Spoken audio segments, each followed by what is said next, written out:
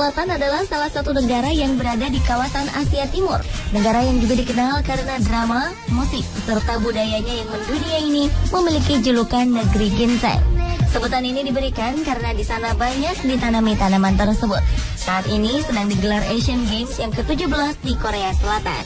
Pesta olahraga se-Asia ini telah terselenggara sejak 18 September lalu dan akan berakhir pada 4 Oktober nanti.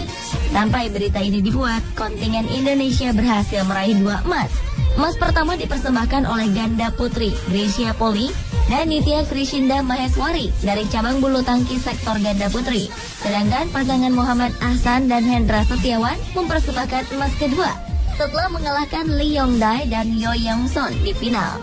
Dan berbagai hal menarik terdapat di negara ini. Malam ini On The Spot telah merangkumnya dalam 7 keunikan di Korea Selatan.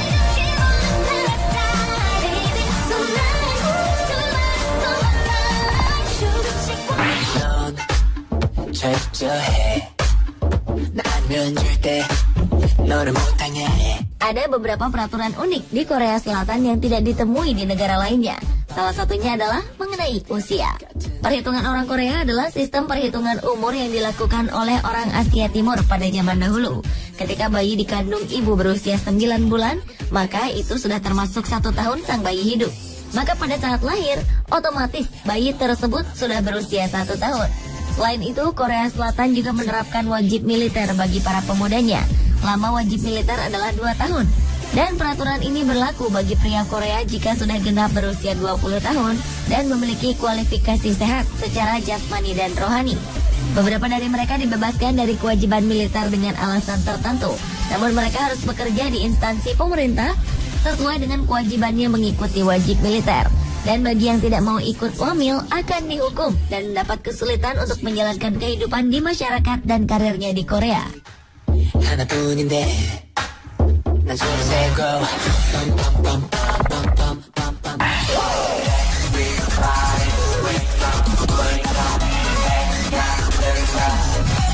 Di Korea terdapat sebuah tempat liburan unik. Mungkin naik kapal pesiar bisa dilakukan di negara manapun. Namun bagaimana jika kapal tersebut berada di atas bukit?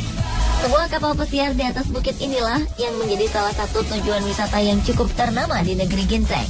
Kapal pesiar di Jeongdongjin ini ternyata adalah sebuah hotel. Hotel bernama Korea Sun Cruise Resort ini merupakan resort pertama di dunia dengan bentuk dan desain sebuah kapal besar dan megah. Panjangnya mencapai 165 meter dengan tinggi 45 meter. Dari kejauhan, hotel ini bagaikan sebuah kapal pesiar sesungguhnya yang sedang berlabuh di atas bukit. Tak sekedar tempat menginap biasa, para pengunjung juga bisa merasakan sensasi berlayar dengan adanya deburan ombak dan suara kapal pesiar yang seolah sedang berlayar. Hotel dengan 211 kamar ini diresmikan sejak tahun 2002. Untuk menginap di sini, Anda harus menyiapkan dana sekitar 80.000 won atau sekitar 1 juta rupiah per malamnya.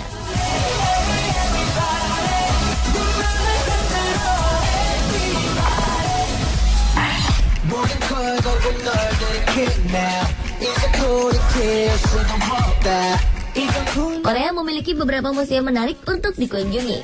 Salah satunya adalah Museum Ayam yang berlokasi di Bukchon. Museum ini dikenal dengan Seoul Museum of Chicken Art. Museum ini merupakan museum milik pribadi yang dibuka pada Desember 2006. Dalam bahasa Korea, museum ini sebenarnya disebut Pusat Budaya Seni Ayam. Ini berarti, museum ini berisikan semua karya seni yang berhubungan dengan ayam.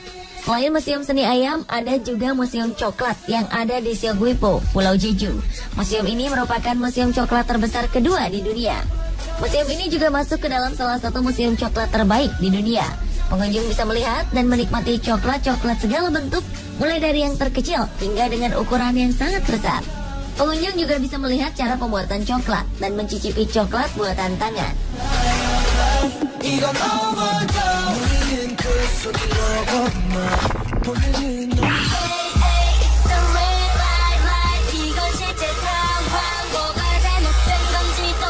Korea Selatan juga memiliki berbagai macam festival yang sangat menarik.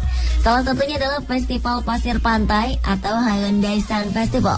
Ini adalah festival di mana orang bisa berkreasi sepuasnya dengan pasir pantai. Di Haeundae Sun Festival ini, semua bentuk karya seni boleh dipamerkan. Haeundae di Busan ini adalah salah satu pantai terbesar dan terkenal di Korea. Selain itu ada festival tomat. Umumnya festival tomat terselenggara di Eropa. Namun di Korea ada juga festival serupa yang diadakan setiap tahun. Festival bernama Gwangju Taichon Tomato Festival ini berlangsung di Taichon, Provinsi Gwangju. Wilayah Taichon dikenal sebagai daerah penghasil tomat terbesar di Korea Selatan. Dalam festival ini, pengunjung bebas memetik tomat yang siap dipanen sepuasnya untuk kemudian dibuat saus tomat, bahkan mandi tomat. Ada pula Festival Lumpur Boryong Mud Festival. Festival ini lebih dominan diikuti oleh orang asing. Kegiatan festival ini meliputi berendam dalam lumpur, gulat dalam lumpur, dan berenang-renang sebagaimana berenang di kolam.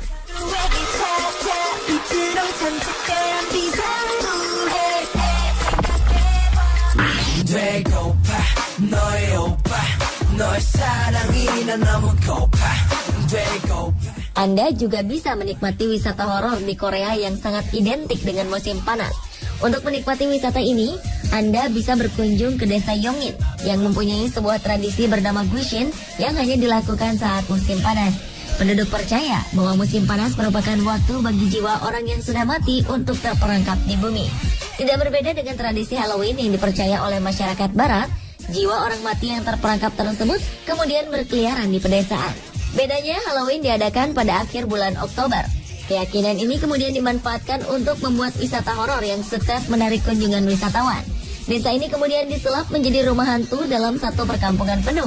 Tema horor diterapkan pada rumah, properti, dan bahkan warga desanya. Sebagian besar pengunjung menyatakan bahwa wisata ini lebih seram dari perkiraan mereka dan mampu membuat pengunjungnya lari terbirit-birit.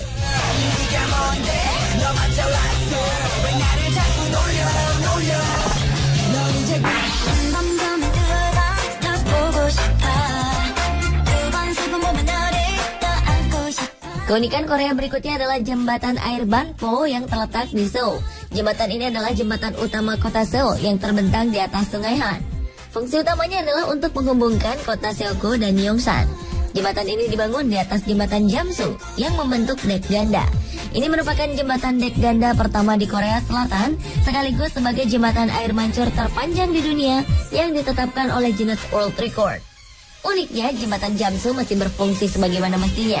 Jembatan yang dibangun pada 1982 ini telah menjalani renovasi besar-besaran dengan memasang air mancur dengan 10.000 selang yang membentang di kedua pinggirnya pada 9 September 2008 lalu.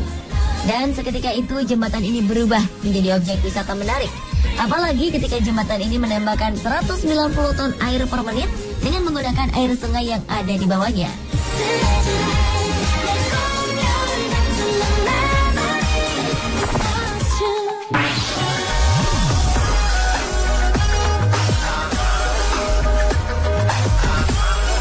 Pergaulan anak muda Korea membuat beberapa kafe bertebaran. Kafe-kafe bertema unik pun muncul di sini. Salah satunya adalah Princess Diary Cafe. Di sini pengunjung bisa minum di kafe sambil mencoba aneka macam gaun, mulai dari gaun pengantin dengan aneka macam model hingga hanbok yang mewah. Biayanya disesuaikan dengan gaun yang dipilih. Kisaran harganya adalah sekitar Rp170.000 hingga Rp460.000. Jika hanya ingin minum dan berfoto, biasanya pengunjung hanya menghabiskan sekitar Rp140.000. Kafe ini berlokasi di dekat Ewha Women University Station. Ada pula Cafe Domba yang terletak di Hongdae, Seoul. Kafe ini bernama Tank Nature Cafe. Sesuai dengan namanya, ada 2 ekor domba di dalam kafe ini. Para pengunjung bebas memberi makan dan berfoto bersama hewan berbulu putih ini. Selain itu, makanan dan minuman di sini terkenal lezat karena dimasak dengan bahan-bahan berkualitas. I'm Camper Cafe juga menyuguhkan konsep kafe yang berbeda. Uniknya, di sini pengunjung bisa makan dengan suasana perkemahan.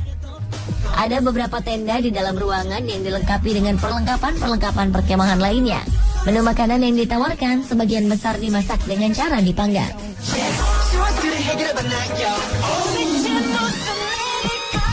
Pemirsa, itulah ketujuh keunikan dari negara ginseng Korea Selatan versi On The Spot.